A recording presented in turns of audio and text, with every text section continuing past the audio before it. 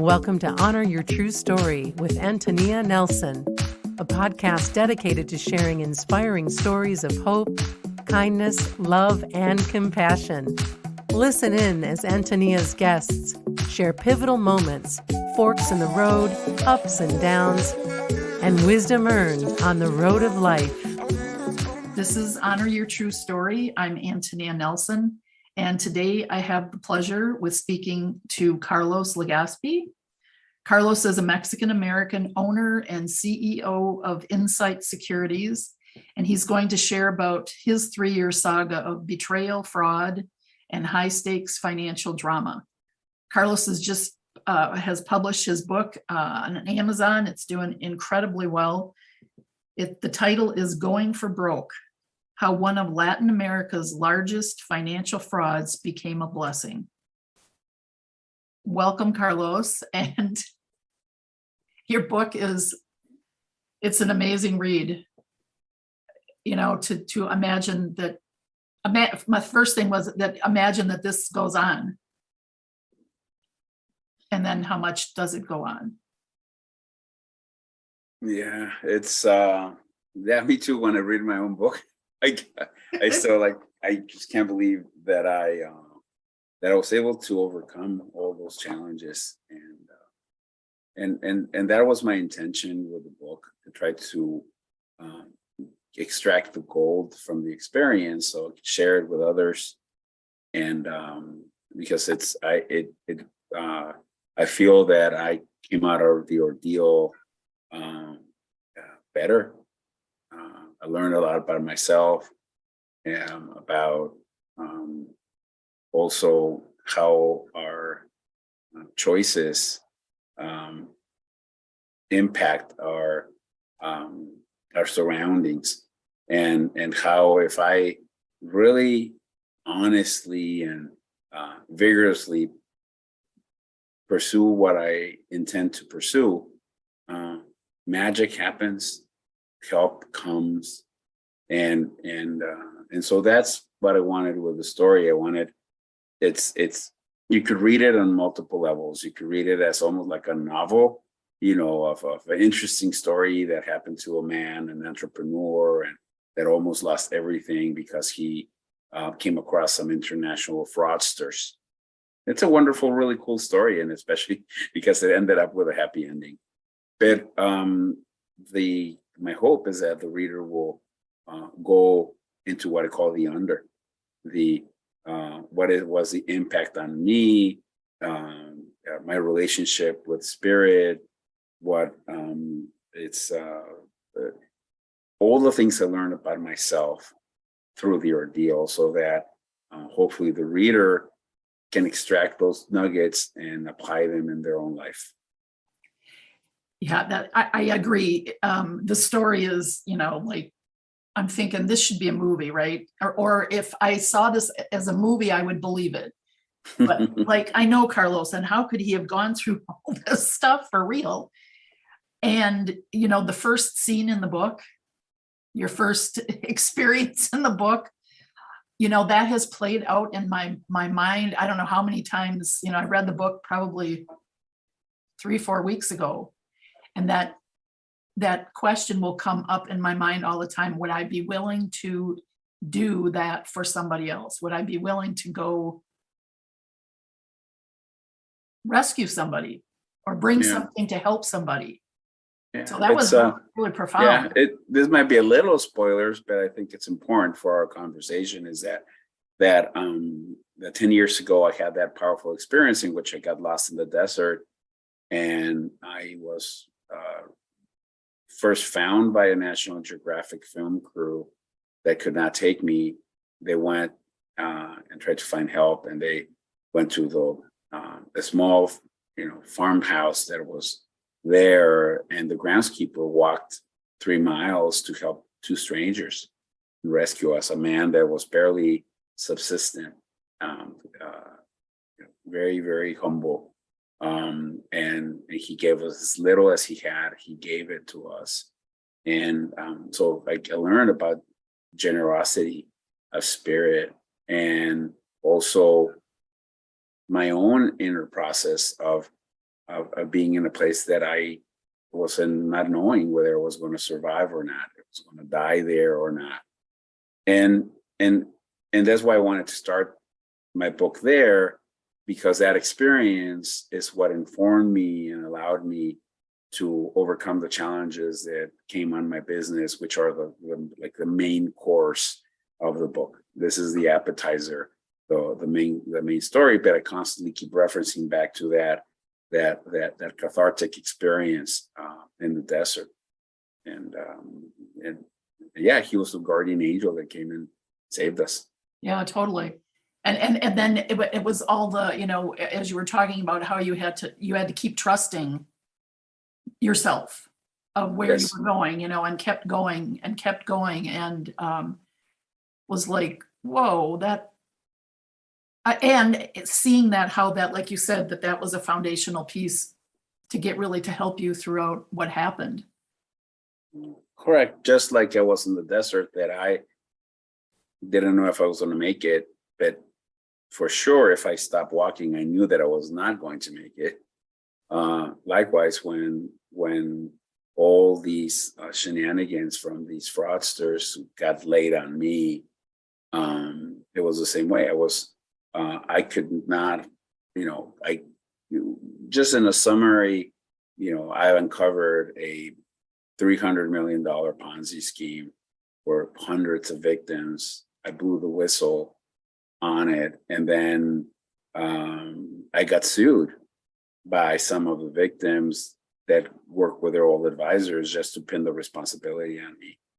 And I could not afford to, I got sued 8 times. And I couldn't afford to lose a single one. I had to run the table to stay in business. And it still, was costing me money just to go through it. So even winning, I could lose because I could run out of money along the way. And so just like the desert, I said, like, I could have given up and said, hey, what I built in 30 years, I just lost it.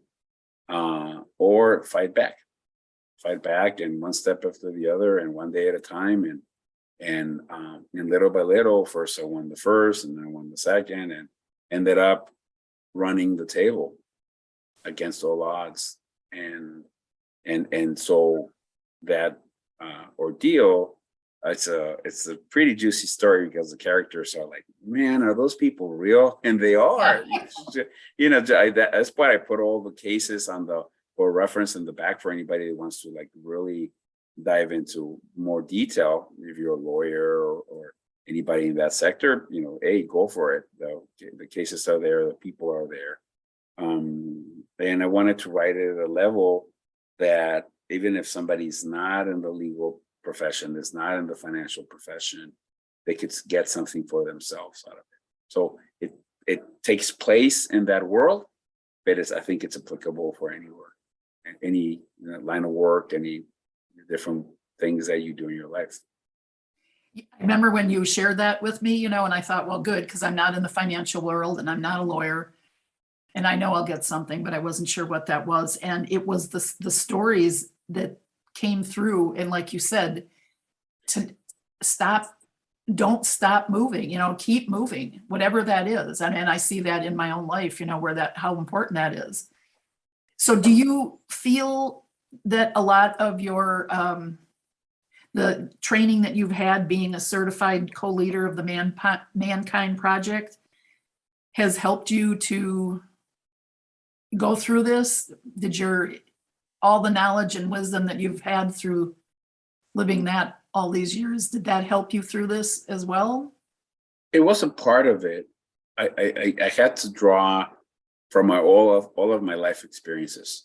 First, as an immigrant, came to this country, not really fully knowing the language, all that. So I had to, just the willingness to pack my bags and go to another country.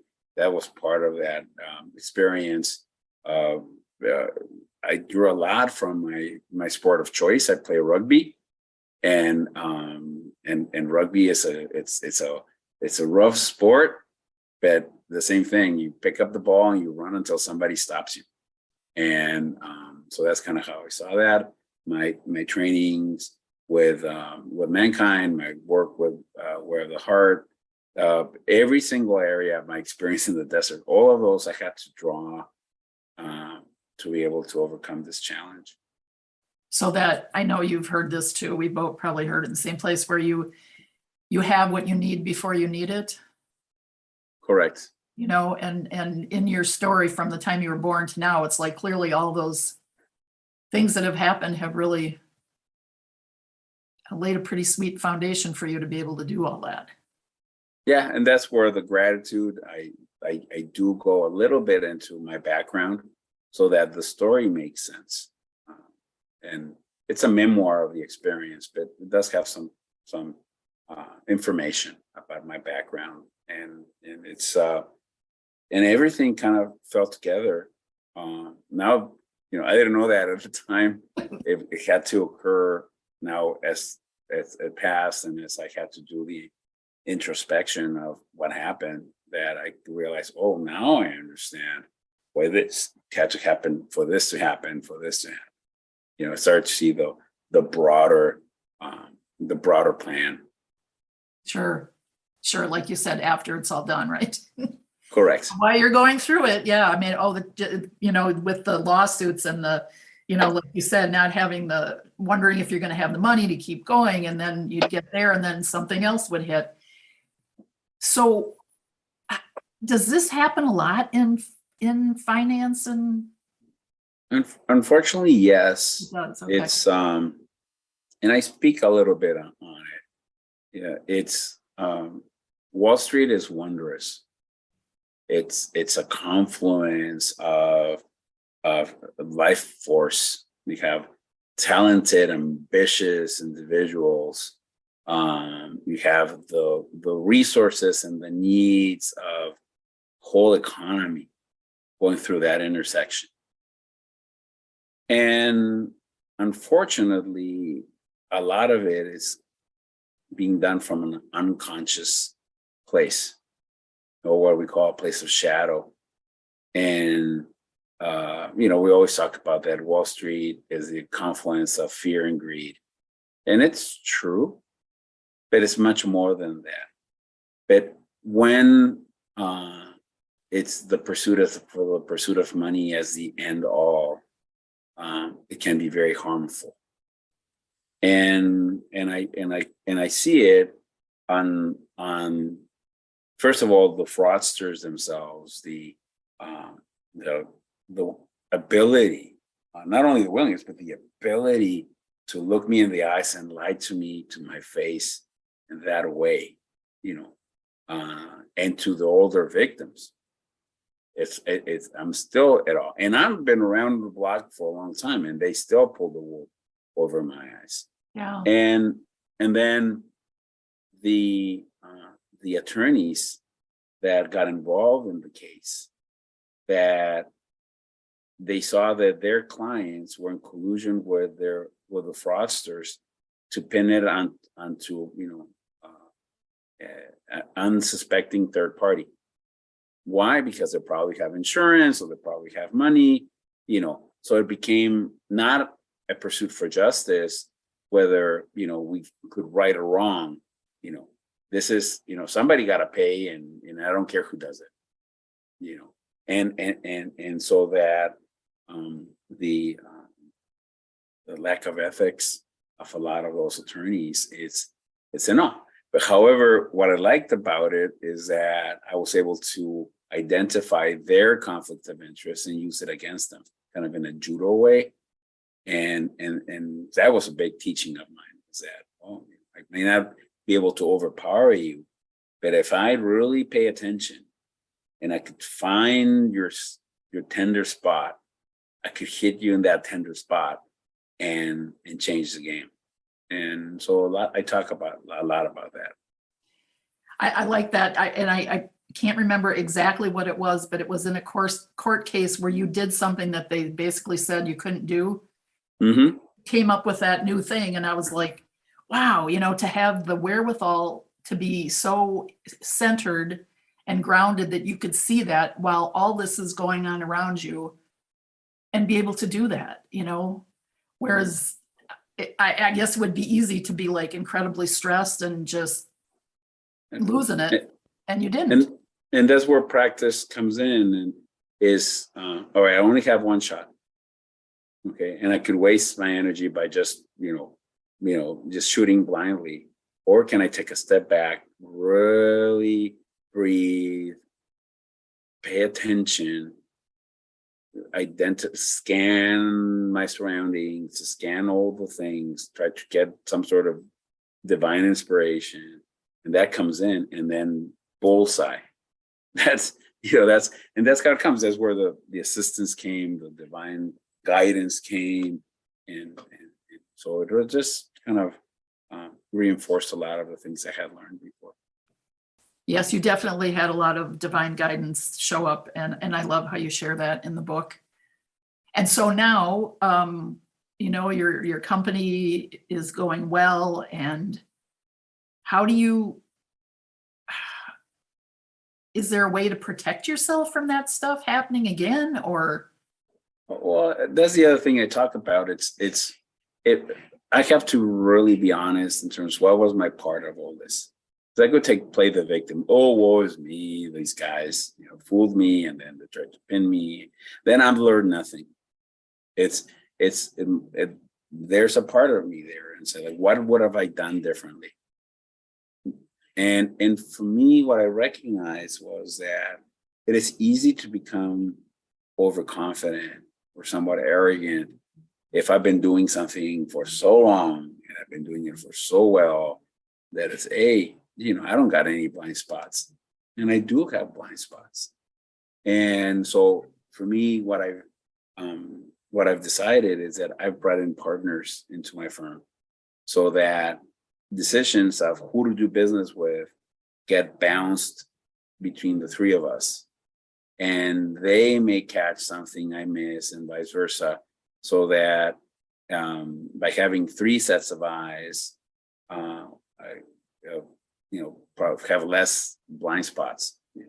There's no guarantee, but less likely. And for that, I had to overcome my own fear of losing control, or my false belief that only I could do it, and all of that. And that was my even better. If I look back, if I would have to do a redo, that's what I would have done. And those are the changes I've made.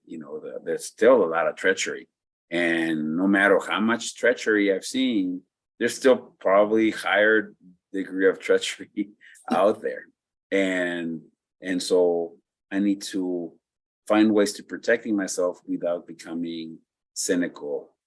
Because if I become cynical or shut down or leave, then I'm not doing my part to try to bring light into that place in what I call Wall Street, that has such potential for good if light gets brought into it.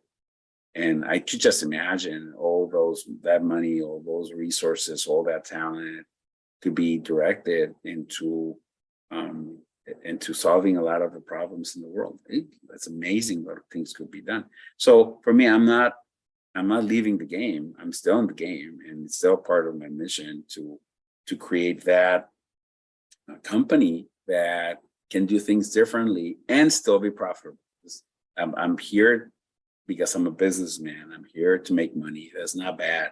It's if it's earned honestly, and so that I could bring abundance to all my stakeholders, my clients, my affiliates, my employees, and to myself. Why not?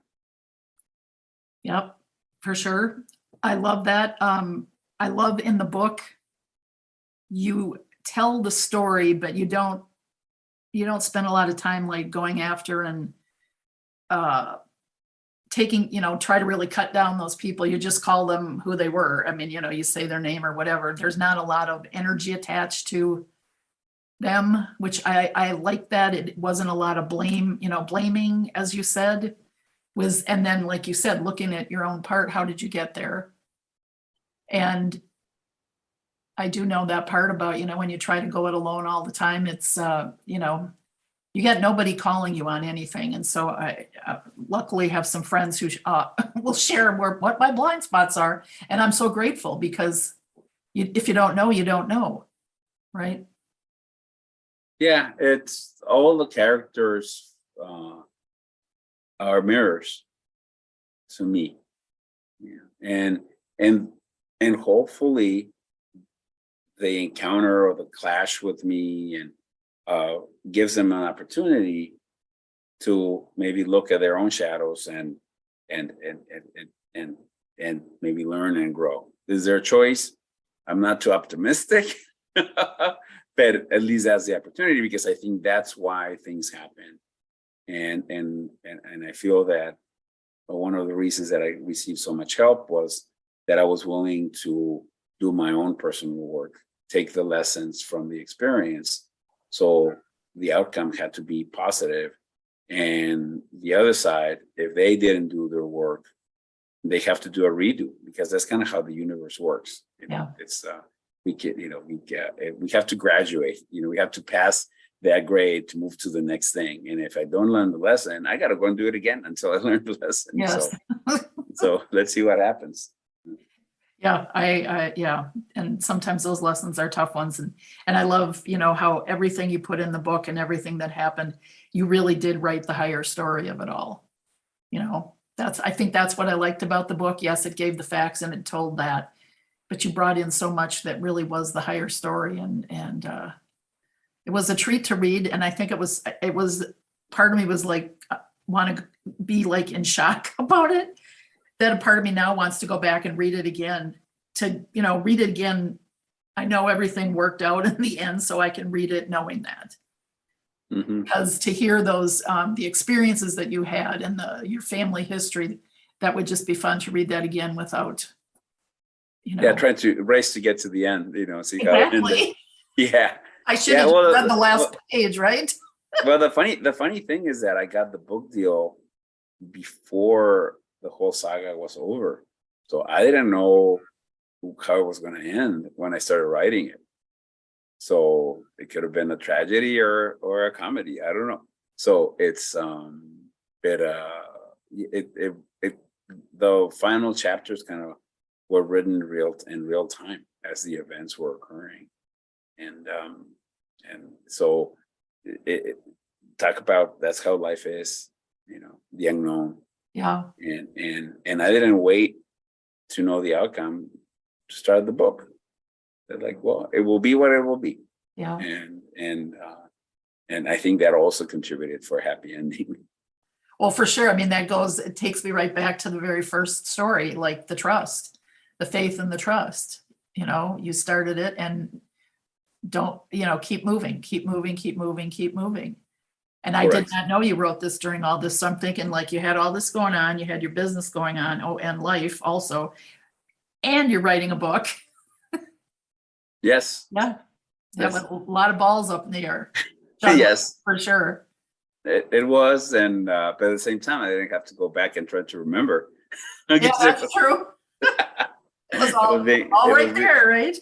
Yeah. So, so the bad guys got arrested in September of 2021. And that's when I decided to close the narrative and then just switch to the lessons learned and the gifts from the experience. Yeah. I ended the book in like late November, early December. Took me a year to write.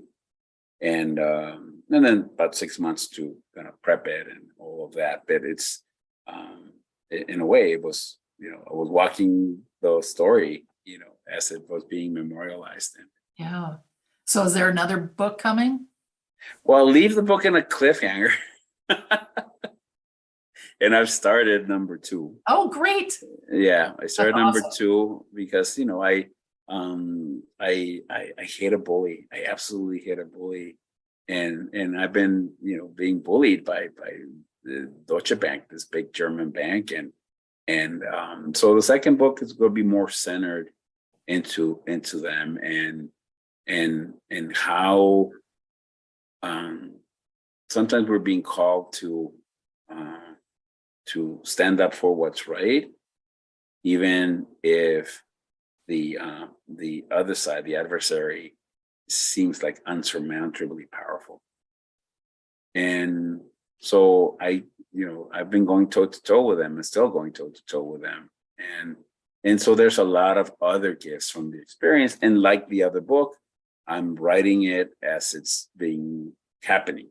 So I don't know how the story is going to end, but I'm sure that when it ends, the book will be almost finished.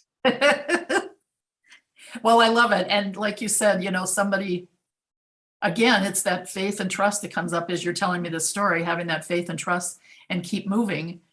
And even when it feels like what you're moving through, you have no, you might not, you're not sure what's going to happen, or something so big that you think, how could this even imagine this? And yet to keep going. Yeah. And this is, I'm hoping the reader takes, I think the biggest takeaway, at least for me, what I want to transmit is that we don't know what we're capable of until we go for it. And we carry so many limiting beliefs. And so, oh, I can't do this, I can't. And so that sabotage, really, we don't even leave the gate.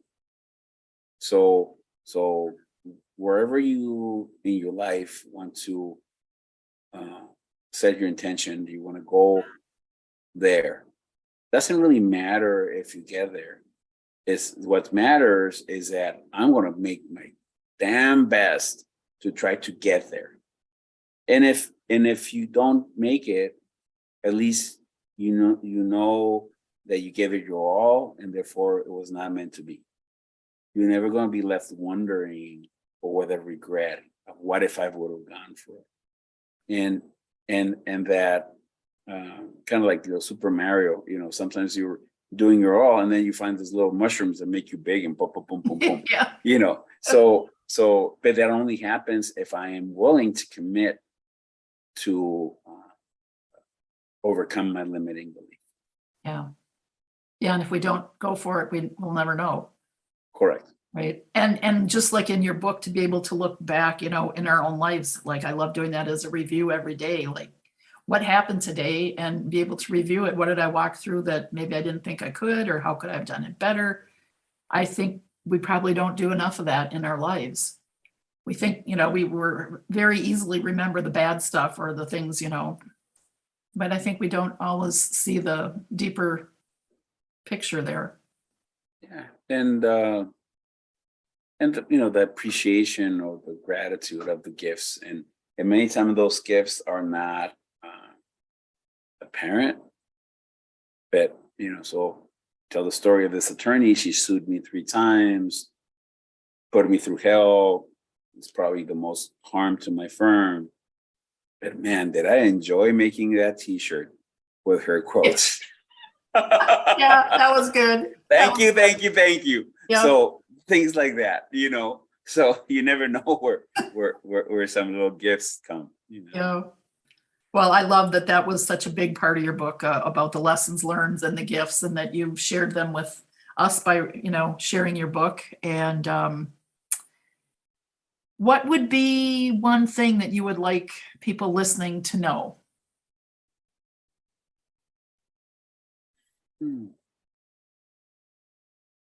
Is that life is a wondrous adventure. And that for me to really experience it, I need to allow myself to get uncomfortable. That if I stay home under the covers, yeah, it's going to be nice and warm, but man, I'm going to miss out. So go out, allow yourself to get a bloody nose here and there. It's part of the adventure. And then, whatever's in your dreams to do, it's the attempt. That's the gift. And so for me, that's what I want everybody to take, to tool. It's not supposed. Life is not really supposed to be easy.